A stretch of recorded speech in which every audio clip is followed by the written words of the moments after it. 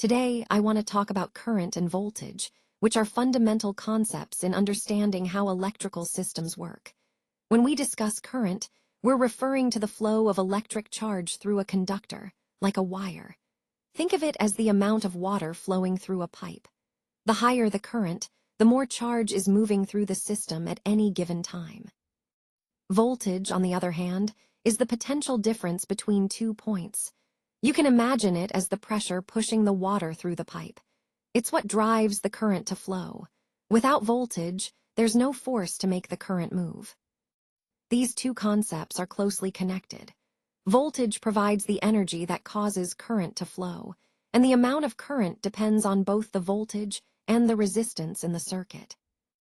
Understanding how current and voltage relate helps us design safer, more efficient electrical systems and troubleshoot problems effectively. As we move forward, keep these ideas in mind.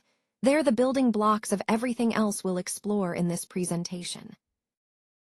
Electronics engineering is fundamentally the study of devices made from semiconductors, which are the building blocks of modern electronic systems.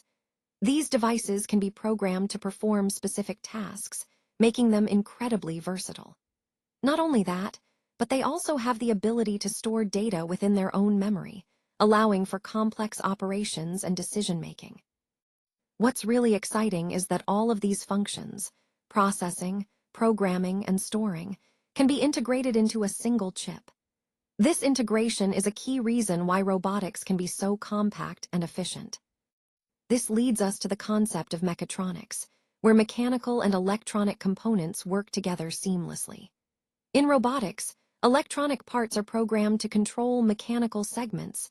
Think of motors, sensors, and actuators, and these are all guided by the embedded logic within the electronic systems. So the electronics aren't just passive components. They are actively controlling and guiding the mechanical parts, enabling robots to perform a wide range of tasks. This synergy between mechanics and electronics is what makes modern robotics so powerful and adaptable. Imagine a world without electricity. It's hard to picture, isn't it? Today, it's nearly impossible to do anything without it. We rely on electricity for lighting, heating, communication, and even transportation. But have you ever wondered where this electricity actually comes from? That's a great question, and understanding the source of electricity is key to grasping the bigger picture of how it powers our lives. In the next few slides, we'll explore the different ways electricity is generated and why it's so important for our modern world. So, what exactly is electricity? Well, at its core, electricity is a form of energy that results from the movement of tiny particles called electrons. These particles are found all around us, and their movement creates electrical energy that we use every day. When we talk about electricity, we're really referring to this flow of electrons that powers our lights, appliances, and electronic devices. It's a fundamental part of modern life, connecting everything from our homes to industries worldwide. Understanding what electricity is helps us appreciate how essential it is and why managing and harnessing it efficiently is so important. It's the backbone of many technological advancements and innovations we rely on daily. Electricity is produced by the movement of electrons, which are tiny particles within atoms. When these electrons move, they generate electrical energy. This is a fundamental concept because it explains how we get the electricity that powers so many devices around us. Electrical energy is a special type of energy that we can use to run our electrical appliances. Think about your television, torch, refrigerator, and many other devices. They all rely on this energy to function. So, in essence, the movement of electrons creates electrical energy, and that energy is what powers our daily life. Understanding this connection helps us appreciate how electricity works and why it's so essential in our modern world. Let's talk about the conductivity of electric current. Conductivity essentially refers to how easily electric current can pass through a material. It's a key concept because it helps us understand which materials are good conductors, like metals, and which are insulators, like rubber or plastic. The higher the conductivity, the more freely electrons can move within the material, allowing current to flow more easily. This concept is fundamental in designing electrical systems, ensuring safety, and improving efficiency. Remember, materials with high conductivity are crucial for transmitting electricity efficiently over long distances. So, understanding conductivity helps us select the right materials for the right applications in our everyday technology and infrastructure. Let's take a look at some common examples of conductors first. When we talk about conductors, we're referring to materials that allow electricity to flow through them easily. Copper is one of the most widely used conductors because it's highly efficient and affordable. Aluminum is another example. Although it's less conductive than copper, it's often used in power lines because it's lighter and cost-effective. Silver, on the other hand, actually has the highest electrical conductivity among all metals, but due to its cost, it's mainly used in specialized applications where performance is critical. Now, moving on to insulators. Insulators are materials that resist the flow of electricity, which makes them essential for safety and preventing unwanted current flow. Wood is a common insulator, especially in everyday objects like handles or framing for electrical components. Rubber is another excellent insulator. You'll often see it used as a coating on wires or in gloves for electrical work. Glass is also widely used as an insulator, particularly in high-voltage equipment and insulators on power lines. Understanding these materials helps us design safer and more efficient electrical systems by choosing the right conductor or insulator for each application. It's all about matching the material's properties to the specific needs of the system to ensure safety, efficiency, and durability. Electric current. So, let's talk about what an electric current actually is. It's essentially the flow of electric charge, usually carried by electrons, through a conductor. Think of it as the movement of tiny charged particles moving through a wire. This flow is what powers our devices, from light bulbs to smartphones. The key point to remember is that electric current is what makes electrical energy useful. And it's measured in amperes, or amps, which tells us how much charge is flowing. Connecting this to our overall theme, understanding electric current helps us grasp how electricity delivers energy efficiently and safely. So, whenever we switch on a device, we're actually initiating a flow of electric current that makes it work. When a conductor is connected to an electric source, like a battery, something interesting happens. The free electrons inside the conductor start to move. This movement of electrons is what we call electric current. Essentially, electric current is the flow of these electrons through the conductor. Understanding this flow helps us grasp how electricity powers everything around us, from lights to appliances. It's a fundamental concept that ties into the broader theme of how electrical circuits work and how energy is transferred in our daily lives. Let's talk about electric current. When we connect a conductor, like a wire, to an electric source such as a battery, something interesting happens. The free electrons inside the conductor start to move. This movement of electrons is what we call electric current. It's essentially the flow of electric charge through the conductor. This flow is fundamental because it powers almost all the electrical devices we use every day. So, understanding how electrons move and create this current helps us grasp how electricity works and how we can control and use it effectively. Let's talk about voltage, also known as potential difference. Essentially, this is what drives electric charge to move through a circuit. You can think of it like the pressure difference in a water pipe. It pushes the electrons along. When there's a difference in electric potential between 2 points, charges will naturally flow from the higher potential to the lower potential. This difference is what powers our devices and makes electrical energy usable. So, understanding voltage is crucial because it tells us how much push the electrons have, and therefore how much energy is available to do work in a circuit. It's a fundamental concept that ties everything together in understanding how electricity functions. This slide doesn't contain enough information.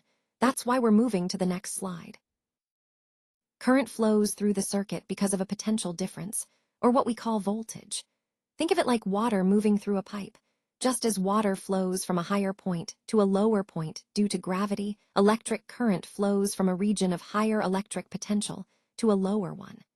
This movement is what allows electrical energy to do work in our devices. The key idea here is that voltage acts as the driving force that pushes electrons through the wire. So, whenever we see current, it's because there's a difference in electric potential, similar to water flowing downhill. This connection between voltage and current is fundamental to understanding how circuits operate efficiently. Let's talk about voltage. Voltage is essentially the electrical potential difference between 2 points. It's what drives the electric current through a circuit, kind of like pressure pushing water through a pipe. The higher the voltage, the greater the potential for current to flow. Understanding voltage is crucial because it helps us determine how much energy is available to power our devices. In practical terms, different applications require different voltage levels. Think about how your household outlets provide a certain voltage, while your phone charger supplies a different one. Connecting this to the overall theme, voltage is a fundamental concept because it influences how we design and control electrical systems.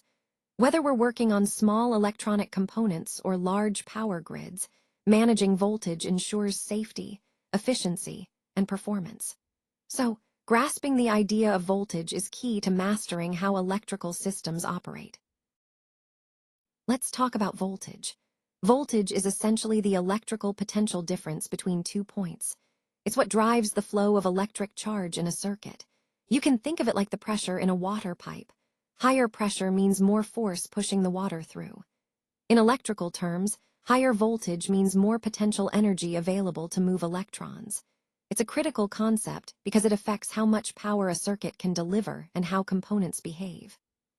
When designing or troubleshooting circuits, understanding voltage levels helps us ensure everything operates safely and efficiently. Remember, voltage isn't just about the numbers. It's about understanding how much energy is available to do work in our system. Now let's take a closer look at the path for electric current to flow. Essentially, for electricity to move, we need a complete circuit, meaning a continuous path from the power source through the components and back again. This path includes a few key elements: the power source, such as a battery or generator, the conductors like wires that carry the current, and the load, which could be a light bulb, motor, or any device using the electricity. It's important to understand that for current to flow smoothly, this circuit must be closed, no gaps or breaks. If there's a break anywhere, the current stops and the device won't work. Think of it like a loop or circle. Electricity needs that complete loop to keep moving. Connecting this to the overall theme, understanding this pathway helps us grasp how electrical systems operate and how to troubleshoot issues. Whether designing new circuits or fixing old ones, knowing the route the current takes is fundamental to ensuring everything functions safely and efficiently. Let's take a closer look at electric circuits. This slide focuses on the fundamental building blocks of electronic systems. An electric circuit is essentially a path through which electricity flows. Understanding how these circuits work is key to grasping how devices like computers, smartphones, and even household appliances operate. At its core, an electric circuit includes a power source, such as a battery or a power supply, which provides the energy. Then, there are components like resistors, capacitors, and switches that control and direct the flow of electricity. The flow of electrons through these components allows us to perform useful work, like lighting a bulb or powering a motor. It's important to remember that circuits can be either series or parallel, affecting how current and voltage behave. In series circuits, components are connected end-to-end, so the current is the same through all parts, but the voltage divides among them. In parallel circuits, components are connected across the same 2 points, so the voltage is constant, but the current divides. Understanding these concepts helps us design and troubleshoot electronic systems more effectively. Overall, electric circuits are the foundation that connects the theory to real-world applications. making technology work seamlessly around us. This slide doesn't contain enough information. That's why we're moving to the next slide. All right, to get started with circuits in Tinkercad, first head over to the Tinkercad website. Once you're there, you'll see a menu on the left side of the screen. Look for the Circuits button and click on it. This will take you into the Circuits workspace.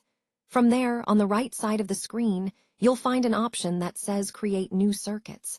Click on that, and you'll be ready to start building your own electronic projects. This is a simple but important first step to bring your ideas to life and explore how circuits work in a hands-on way. Remember, getting comfortable with this interface is key to mastering circuit design. Now, let's take a closer look at editing tools. These tools are essential for refining and perfecting your content. They help you correct errors, improve clarity, and enhance the overall quality of your work. Key features often include spell check, grammar correction, and style suggestions, which are incredibly useful for maintaining professionalism. Many editing tools also offer collaboration features, allowing multiple people to review and provide feedback easily. Connecting this to our overall theme, mastering these tools not only saves time, but also ensures your final product is polished and impactful. Remember, editing is where your content truly comes to life, so using the right tools can make all the difference. Let's take a look at creating and simulating a simple circuit. This step is fundamental because it allows us to understand how components work together before building a real physical setup.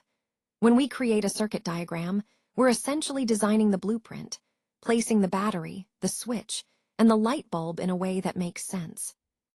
Once we have our diagram, simulation tools come into play. These tools let us test the circuit virtually, so we can see if it functions as intended without any physical risks or costs.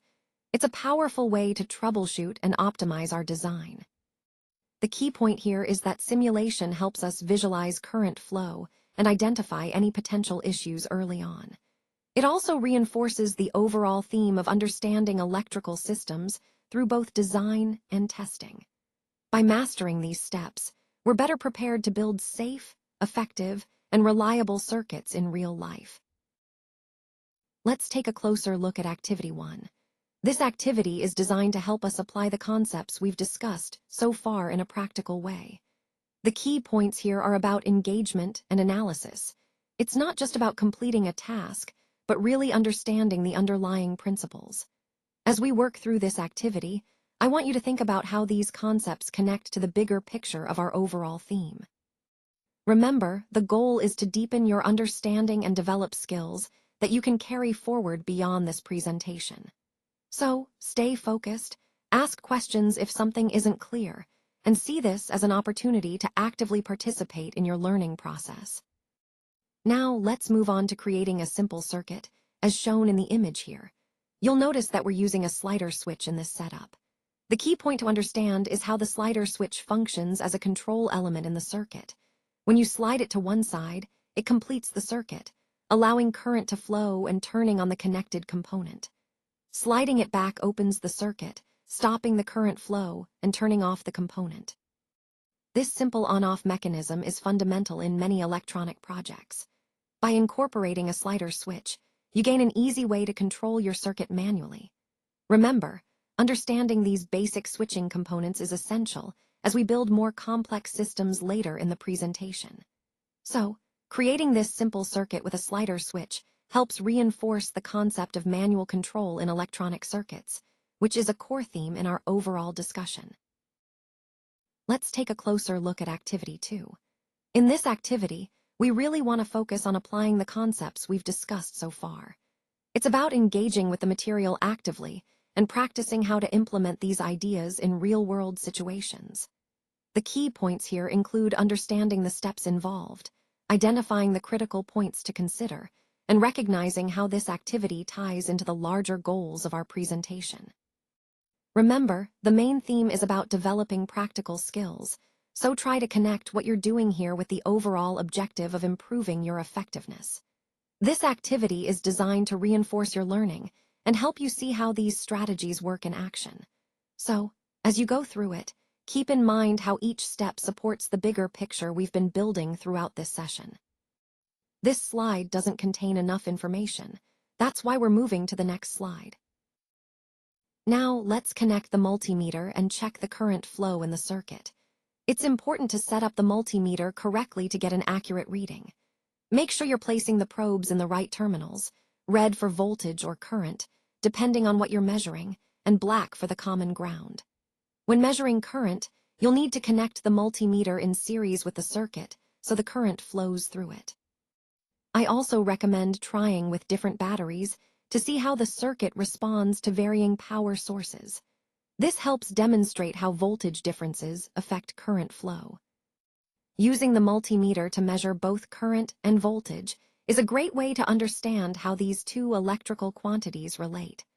Voltage tells us the potential difference, while current shows how much charge is moving through the circuit. By doing these checks, you reinforce the importance of proper measurement techniques, which is key to troubleshooting and understanding any electrical system.